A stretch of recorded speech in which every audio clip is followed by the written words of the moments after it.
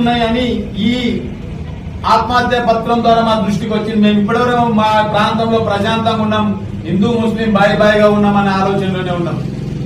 కానీ ఇది కానీ నిజమైతే, ఈ మత మార్పిడులు జరిగింది నిజమైతే, వారి హత్యకు వీళ్ళు కారకులైతే, ఒకవేళ రేపటి ఎంక్వైరీలో నిజమని తెలిస్తే దీని పరిణామాలు మాత్రం దారుణంగా ఉంటాయి.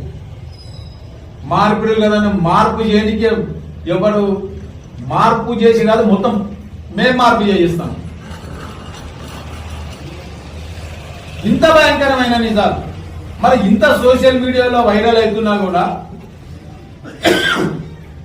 స్థానిక ఎస్ఐ గారు కానీ, సిఐ గారు కానీ, డిఎస్పీ గారు కానీ, ఎస్ఐ గారు కానీ, ఈవెన్ గౌరవ కలెక్టర్ గారు కానీ దీనిపైన స్పందించాల్సిన అవసరం ఎంతైనా ఉంది.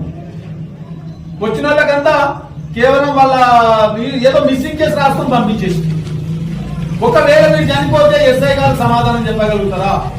సిఐ గారు సమాధానం చెప్పగలుగుతారా? డిఎస్పీ గారు సమాధానం చెప్పగలుగుతారా? దేశంలో చొరబాటుదారులు, మత మార్పిడులు చేసే వాళ్ళ గురించి దేశం సీరియస్ గా తీసుకుంటుంది, కేంద్ర ప్రభుత్వం సీరియస్ గా తీసుకుంటుంది, రాష్ట్ర ప్రభుత్వంలో కూడా జరుగుతూ ఉన్నాయి. మరి అవన్నీ చెయ్యకుండా కేవలం ఏదో మమ అనిపించి ఏదో మిస్సింగ్ కేసెస్ చేసి తప్పించుకోవాలని పోలీస్ వ్యవస్థ వాళ్ళు చూస్తే మాత్రం మేము వదిలిపెట్టే ప్రసక్తే లేదు.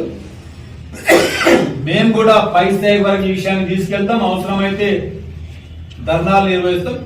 మేము రాష్ట్ర స్థాయిలో కూడా మా నాయకులతో మాట్లాడుతాం. ఈ విషయంలో నిజానిజాలు తెలియాలంటే దీన్ని స్పెషల్ ఇన్వెస్టిగేషన్ ద్వారా కంపల్సరీ ఎంక్వైరీ చేయాల్సిన అవసరం. అసలు ఒక వ్యక్తి ఇంత భయంకరంగా 17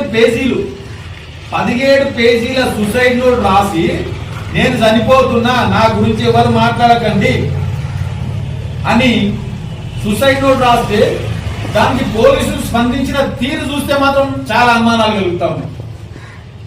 ఆ వ్యక్తి ఏం రాసినంటే, వీళ్ళకి పాకిస్తాన్కి వెళ్ళి డబ్బులు వస్తున్నాయి, వీళ్ళకి అవాలా డబ్బులు వస్తున్నాయి, వీళ్ళకు ఐఎస్ఐ ద్వారా డబ్బులు వస్తున్నాయి, సిమి ద్వారా డబ్బులు వస్తున్నాయి, దానివల్లనే వీళ్ళందరూ బలంగా ఉండి నాలాంటి వాళ్ళని ఎంతో మందిని టార్చర్ పెడుతుండ్రు, నన్ను కూడా భయంకరంగా కొట్టిండ్రు, తిట్టి నన్ను ఎన్ని అంశాలు తింటూ అన్ని అంశాలు కూడా చెప్తే ఇక్కడ మత ఘర్షణలు చెలరేగుతాయి కాబట్టి అన్ని అంశాలు మేము చెప్పదలుచుకోలేదు.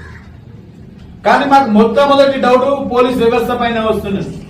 మరి ఇంత భయంకరమైన నిజాలు మాకు ప్రూఫ్ ఏముందంటారు? అసలు చట్టం తెలుసో తెలియదో ఒక వ్యక్తి ఒక నోట్ రాసి పంపించిండు, ఒక నోట్ రాసి ఏమైనా చేసుకుంటూ పోతున్నంటే పోలీసులకు అదే ప్రామాణికంగా ఎఫ్ఐఆర్ చేయాల్సిన అవసరం ఉంటుంది. మరి ఇక్కడ ఉన్న వాళ్ళకి తెలిసినంత మాకు తెలియకపోవచ్చు, కానీ చట్టం మాత్రం అదే చెప్తుంది. మరి ఇవన్నీ కాకుండా కేవలం రాజకీయ ఒత్తిడితోనే మీరు కేసును అనగదొక్కాలనుకుంటే మాత్రం దీనిపైన తీవ్ర పరిణామాలు ఉంటాయి. మీ అందరి మీద కూడా మేము తప్పకుండా పై స్థాయిలో కంప్లైంట్ చేస్తాం, పై స్థాయిలో ధర్నాలు చేస్తాం.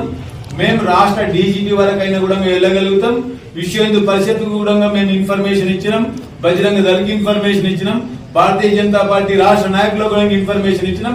మా మద్దూరు మండలంలో లోపల మత మార్పులకు పాల్పడుతున్నారు అనేది ఒక ఉనికి బయటికి వచ్చిందనే విషయాన్ని మేము ప్రస్తావిస్తున్నాం. మేము ఇవన్నీ నిజాలు కాకపోయింటేనే బాగుండని కూడా మేము ఆలోచిస్తున్నాం. ఎందుకంటే మా ప్రాంతంలో ఇటువంటివి లేవు, మత మార్పిళ్ళు, యుద్ధ మార్పిళ్ళు మా ప్రాంతంలో లేవు. ఒకవేళ ఇదే